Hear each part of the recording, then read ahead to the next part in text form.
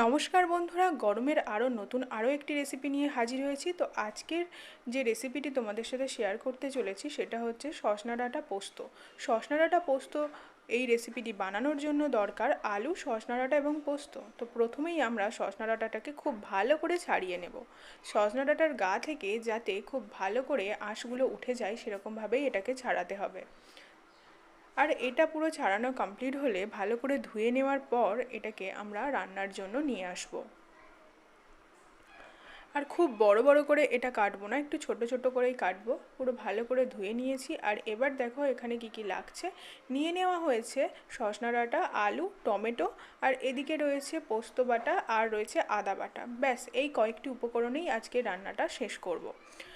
তো প্রথমেই আলুটা একটু ভেজে নিতে হবে। তোমরা চাইলে আলু না ভেজেও করতে পারো। আমি একটু আলুটা আগে ভেজে নিয়েছি আর এরপর সমস্ত মশলাগুলো এর মধ্যে দিতে হবে। তো আলু ভাজা হয়ে গেলে আলুটা তুলে নিলাম।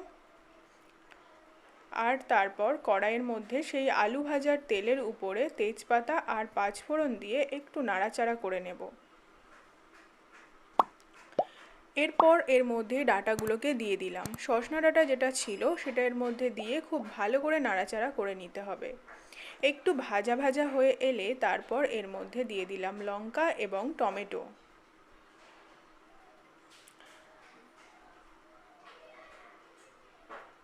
এবার এর মধ্যে দিয়ে দেওয়া হচ্ছে নুন। পরিমাণ মতো নুন দিলে টমেটোটা খুব তাড়াতাড়ি গলে যাবে, এই জন্যই কষার সময় নুন দিলে খুব তাড়াতাড়ি এটা গলে যায়। আর দিয়ে দেওয়া হলো আদা বাটা। এটাকে নিয়ে খুব ভালো করে কষিয়ে নিতে হবে। একটু কষানো হয়ে এলে এর মধ্যে হলুদটা দিয়ে দিলাম, দিয়ে নাড়াচাড়া করতে হবে। আর ভাজা আলুগুলো এরপর এর মধ্যে দিয়ে দেওয়া হবে।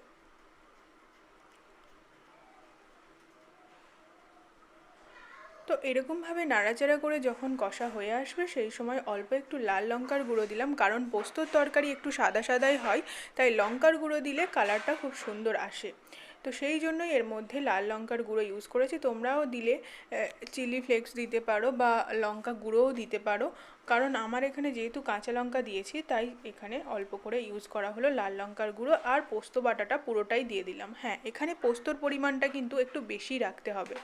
তো পোস্ত বাটাটা এর মধ্যে দিয়ে দিলাম। আর পোস্তটা একদম মিহি করে বাটলে চলবে না, পোস্তটা যাতে একটু ছিবড়ে থাকে সেরকমভাবেই বাটতে হবে। কষানো কমপ্লিট হয়ে গেলে এর মধ্যে অল্প পরিমাণ জল দিয়ে ভালো করে নাড়াচাড়া করে একটু ফুটতে দিতে হবে। তো প্রথমেই এটা যেহেতু ভাজা আর কষিয়ে নেওয়া হয়েছিল তাই অর্ধেক সিদ্ধ হয়ে গেছে, তাই খুব বেশি জল ইউজ করলাম না। এবার এটা ফুটে গেছে। এটা বেশ ভালো করে ফুটে একদম থকথকে মতো হয়ে গেলে তারপর এটা আমরা নামিয়ে নিয়েই গরম ভাতে কিংবা গরম রুটির সাথে সার্ভ করতে পারি এই সজনা ডাঁটা পোস্ত। তো আজকের এই আলু সজনা ডাঁটা পোস্তর রেসিপি তোমাদের কেমন লাগলো জানিও।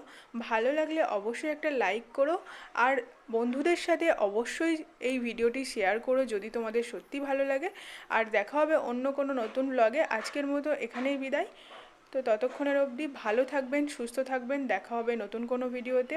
আর অবশ্যই যদি নতুন কোনো ভিডিও পেতে চান চ্যানেলটিকে সাবস্ক্রাইব করে পাশের বেল ঘন্টিটি বাজিয়ে নেবেন। টাটা।